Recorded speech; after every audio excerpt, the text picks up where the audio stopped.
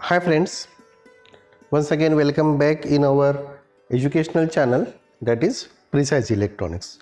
Friends, in today's video lecture we are going to study the next practical of SYJC Electronics paper first, and that is operational amplifier as adder.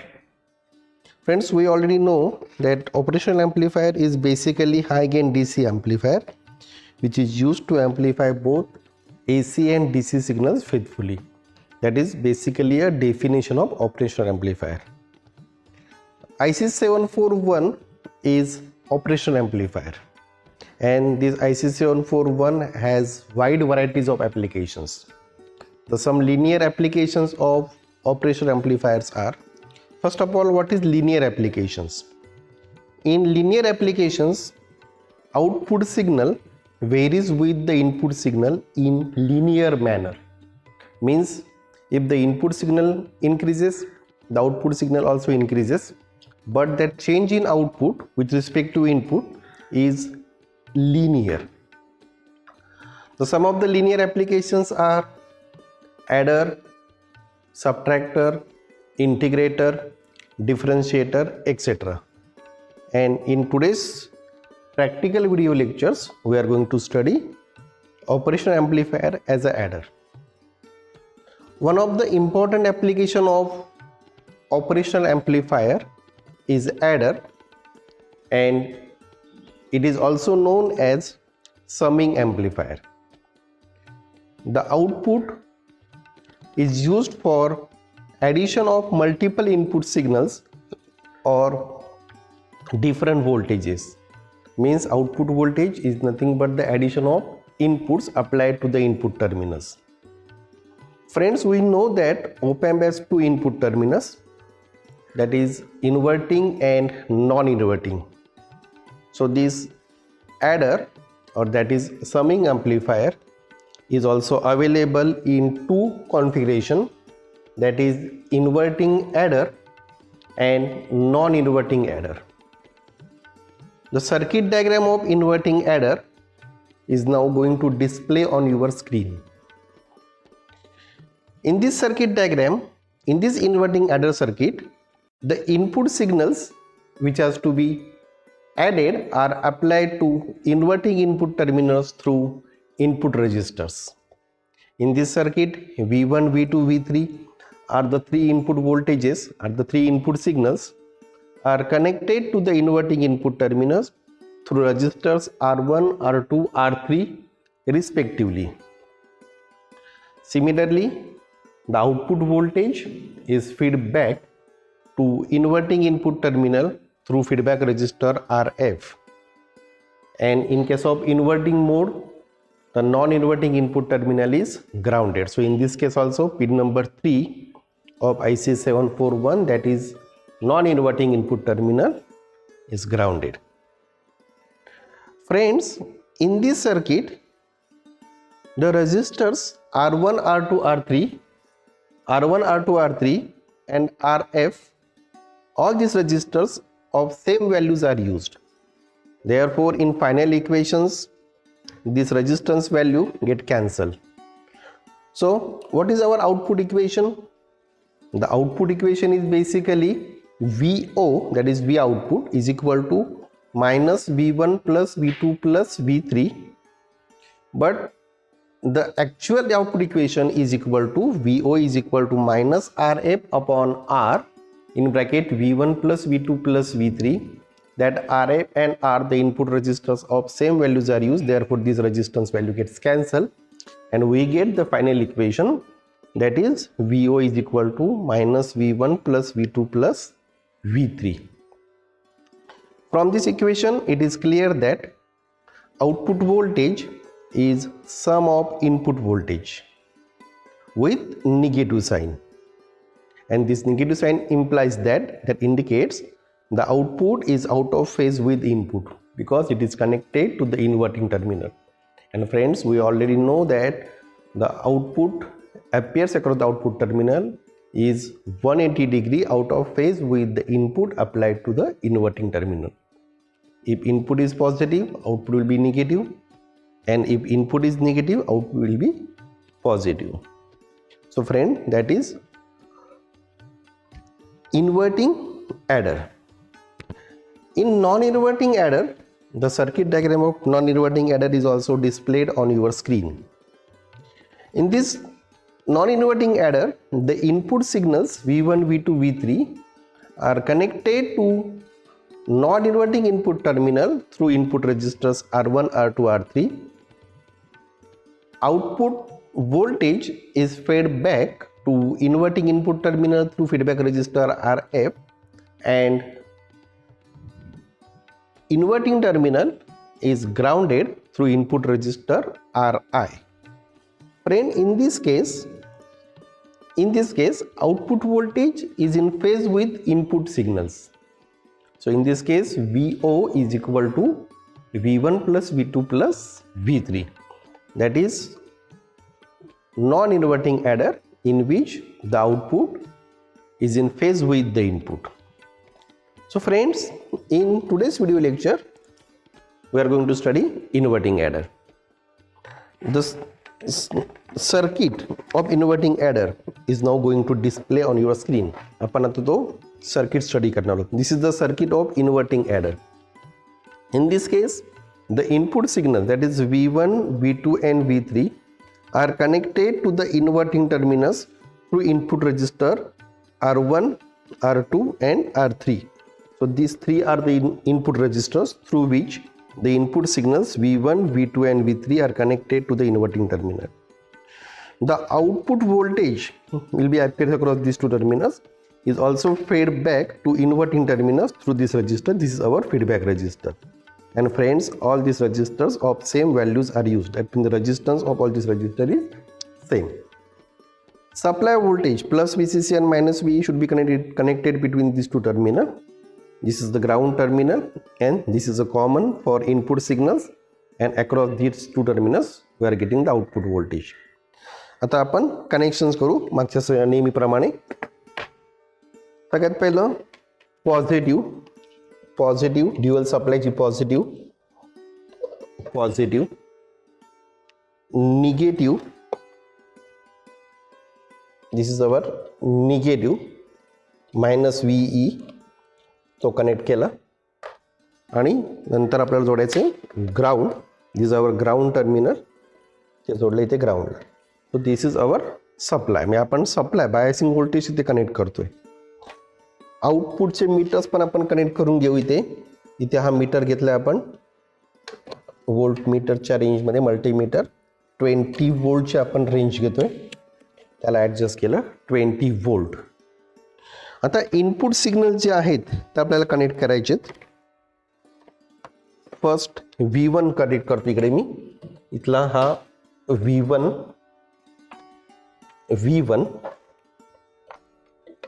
V1 ला जोडला इथे वरती सगळ्यात पहिल्या टर्मिनल्सला सॉकेटमध्ये. Next V2 घेतो इथे second power supply, दिस deliver V2. आणि next आपल्याला घ्यायचे V3 probes V3 V1 V2 V3 connect केलं आहे.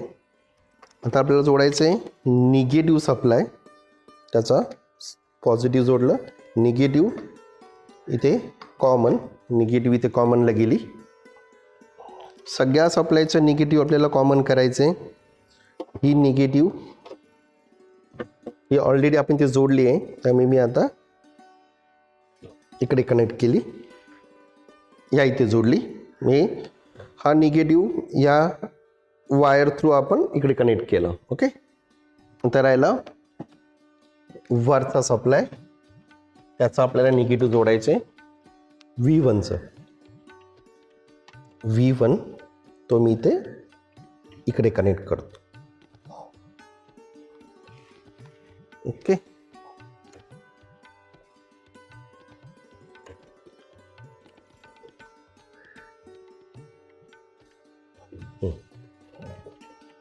निगेटिव्ह. एकदा परत आपण कनेक्शन चेक करू आणि मग रिडिंग्सकडे जाऊ. सगळ्यात पहिलं supply plus VCC plus VCC, वरून घेऊ प्लस VCC, निगेटिव्ह ही negative,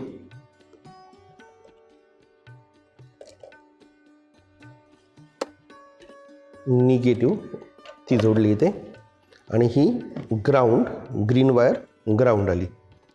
supply V1 red wire घेतली इथे आपण, V1 नेक्स्ट V2 इकडून जोडला आणि हा इकडून V3 जोडला, आणि त्या तिन्ही इनपुट सिग्नलचा निगेटिव्ह काय केला आपण कॉमन केले. हे इकडे आलं, इथून ही निगेटिव्ह या इकडे जोडली, इथून सर्किटच्या निगेटिव्हला आली. म्हणजे आपलं कनेक्शन्स बरोबर आहे. आउटपुटला मीटर जोडलं आहे. आता आपण इनपुटसाठी पण मीटर जोडू. जरी तिथे आपले रिडिंग्स असले तरी आपण काय करू, इनपुटला पण एक मीटर जोडू. तो इथे मी याला निगेटिव्ह कनेक्ट केली, आणि पॉझिटिव्ह काय करणार आपण, व्होल्टेज मेजर्स करताना रजिस्टर्स जे आहेत त्या रजिस्टर्स जवळ आपण त्या मीटरला कनेक्ट करू. सप्लाय ऑन करतो.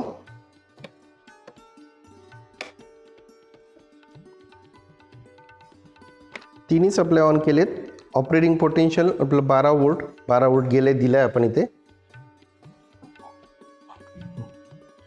पहिलं V1 V2 V3 आपण परत एकदा सर्किट डायग्राम स्टडी करू आणि टेबल बघूया.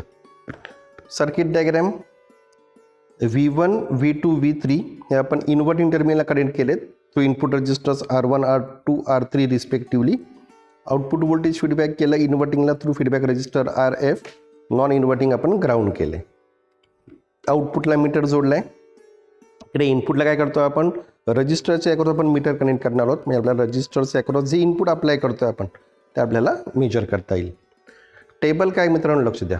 टेबल काय दिलं आहे, input voltage V1 V2 V3, output voltage, आणि आपल्याला काय करायचं आहे, कॅल्क्युलेट व्होल्टेज काढायचं आहे.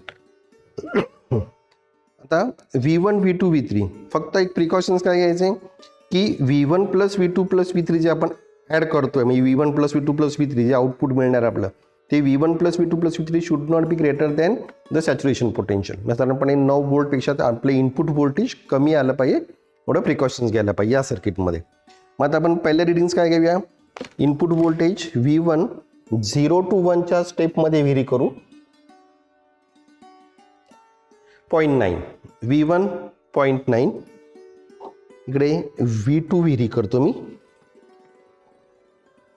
त्याला पण साधारणपणे त्या स्टेपमध्ये घेऊ. ओके 1.1 0.9 V2 1.1 आणि V3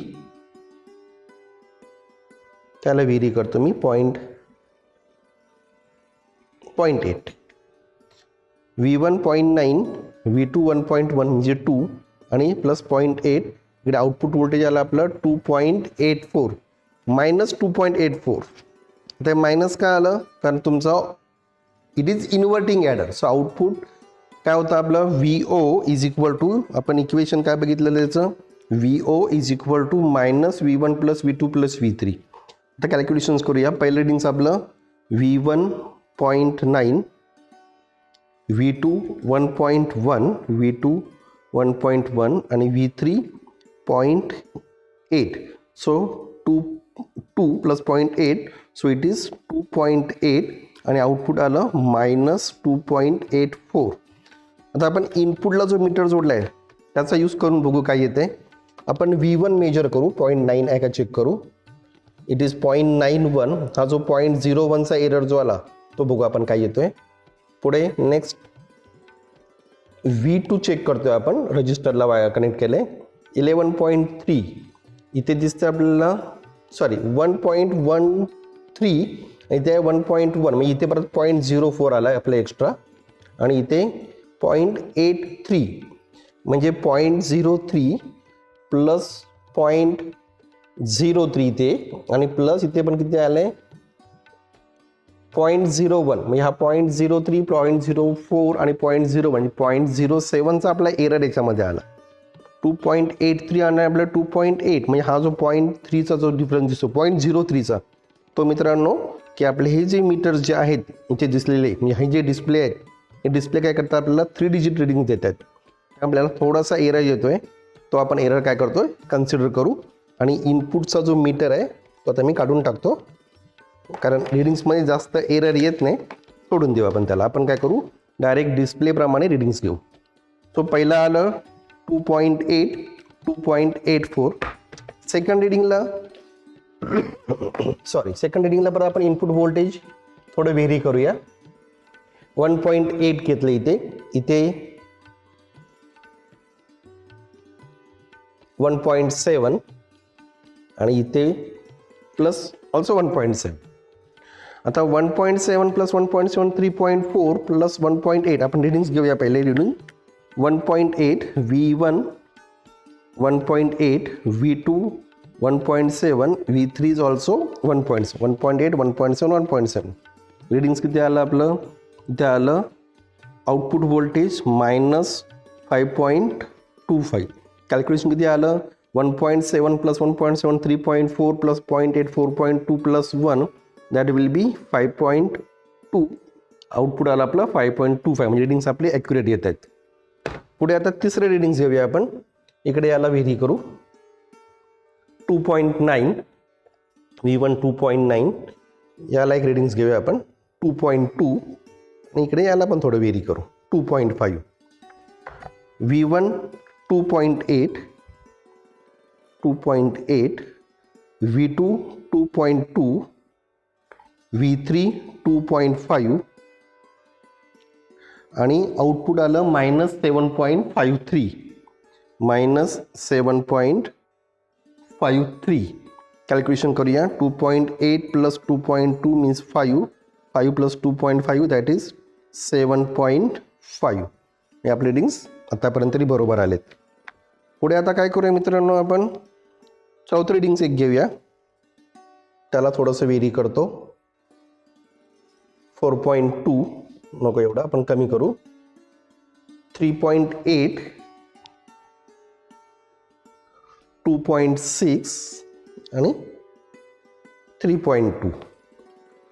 3.8 प्लस 3.2 रिडिंग्स लिहून घेऊ आणि आपण चेक करूया परत. V1 it is 3.8, V2 it is 2.6, V2 2.6 आणि V3 आहे आपला 3.2, V3 3.2. आउटपुट आलं आपलं -9.40. आता इनपुट चेक करू आपण किती आहे, ॲडिशन करू. 3.8 प्लस 3.2 दॅट इज 7, 7 प्लस 2.6 म्हणजे हे आलं तुमचं 9.6 आणि त्याला 9.4. या ठिकाणी थोडी गडबड झाली. गडबड काय झाली तर कदाचित दिस इज अवर सॅच्युरेशन पोटेन्शियल. आपण काय करूया आता, इनपुट वाढून बघू आउटपुट व्हेरी होत आहे का. इथून थोडंसं वाढवतो मी, नाही होत आहे. मी 9.7 पर्यंत गेलो आपण. इथे 5.2 आहे. 5.2 प्लस 2.6 म्हणजे झालं 7.8. 7.8 प्लस 3.8 म्हणजे झालं 11.6. बरोबर ना. 5.2 प्लस 2.6 7.8 प्लस 3.8 7 and 3 10 आणि 0.8 म्हणजे 6 1.6 सो 11.6 आणि इथे आपला 9.77. मग आता काय झालं, हे जे इनपुट्स आपण अप्लाय केलेत या इनपुटला ओपॅम्प काय झालं आपला सॅच्युरेशन मोडला गेला. म्हणून मगाशी आपण म्हटलेलं की अप्लाइड व्होल्टेज जे आहे त्याची ॲडिशन जी आहे it should not be greater than the saturation potential. It should not be greater than saturation potential. तेवढं आपण प्रिकॉशन्स घ्यायला पाहिजे. आता एक काय करूया आपण मित्रांनो, एक सप्लाय जो आहे तो इथे मी रिव्हर्स करतो. मी हा V1 जो आहे हा V1 रिव्हर्स करतो. मी काय केलं, रिव्हर्स केलं म्हणजे इथून पोलॅरिटी रिव्हर्स केल्या. बघा पॉझिटिव्ह जे होतं इथे जे पॉझिटिव्ह टर्मिनल जे आहे त्याला मी निगेटिव्ह जोडलं आणि निगेटिव्हला पॉझिटिव्ह. म्हणजे आता रिडिंग्स काय आहेत म्हणजे 3.8. आता 3.8 थोडं आपण वाढवूया, त्याला सेम नको यायला. 4.9. आता हे 4.9 वोल्ट जे आहे हे रिव्हर्स आहे. So it is -4.9. It is -4.9. V2 3.3, 3.2, V2 3.2 and V1 5.2. Output किती आले -3.58, -3.6, -3.60. कॅल्क्युलेशन किती येते 3.2 plus 5.2 that is 8.4 8.4 minus 4.9 calculate करूया आपण 8.4 मायनस 4.9 सो 3.5 आणि इथे आपलं आलं इट इज मायनस 3.5 आणि इकडे आलं आपला मायनस 3.6 ऑलमोस्ट सारखं आहे. आता इकडे शेवटचं रिडिंग जे आपण घेतोय इथे आपल्याला 0 दिसतो. मी काय म्हटलं आउटपुट व्होल्टेज ऑब्झर्व तो 0 यायला पाहिजे. कसं 0 येणार करूया आपण या मीटरवरती आपण आता कॉन्सन्ट्रेट करू. आउटपुटचा मीटर ते व्होल्टेज किती आलं पाहिजे 0 आलं पाहिजे. येतंय का बघूया. मी इकडून व्होल्टेज वाढवतोय. इकडे व्होल्टेज कमी होत जाते इथे वाढवताना आपल्याला किती घ्यायचं आहे 0.7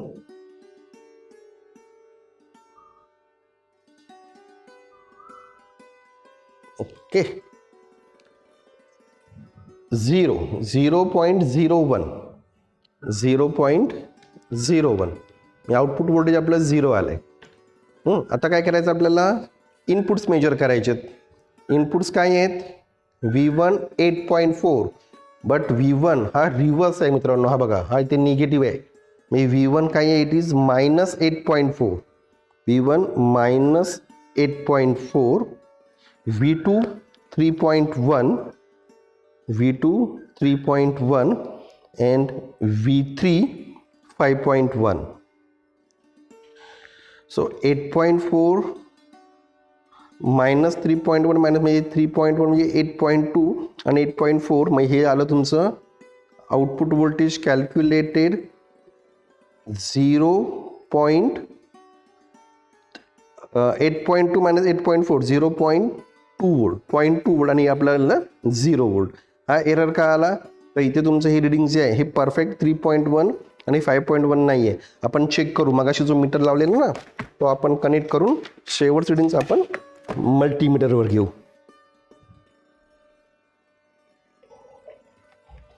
कन्फर्म करू आपण रिडिंग्स किती होते. इथे मीटर मी कनेक्ट करतो आता आणि पहिलं V1 मेजर करतो. V1 8.34 हे रिडिंग्स मी काय करतो इथे खाली मेन्शन करतो. V1 minus 8.34 okay. त्यानंतर V2 सेकंड रजिस्टर कनेक्ट करतो 2.7 एक मिनिट 3.11 प्लस 3.11 प्लस इथे मायनस साइन आहे आपली V3 5.16 so minus 8.34 plus 5.27 में हा जो डिफरन्स सॉरी 8.27 आणि 8.34 सो इट विल बी 0.07. हा बघा हा जो एरर आला ना आपला 0.2 आणि 0.07 इथे 8.4ची आज रीडिंग होतं 8.34 बरोबर. पहिला आपण 8.4 मेजर केलं होतं. डिस्प्लेवरती 8.4 दिसतोय. मीटरवरती आलं 8.34 इकडे 3.1 आहे रीडिंग्स होतं आपलं 3.11 इकडे पुढे 5.1 आहे रीडिंग्स होतं आपला 5.16. त्यामुळे हा जो एरर होता तो तुमचा इन्स्ट्रुमेंटल एरर आहे. हे मित्रांनो इथे आपलं ॲडिशन आपण केलं. म्हणजे आउटपुट काय आलं output voltage is addition of input voltage. इथे तुमचा साइन निगेटिव्ह आली पाहिजे आउटपुट व्होल्टेज कारण मीटर्स निगेटिव्ह दाखवत होता. So friend that is our operation amplifier as a adder और it is known as a summing amplifier. Output voltage काय आलं it is minus V1 plus V2 plus V3 that is inverting adder. So friends, thanks for watching this video lecture. In our next video lecture we are going to study the next linear application of operational amplifier that is subtractor. So friends, keep watching our YouTube channel, keep watching our video lectures. Bye, take care, see you again.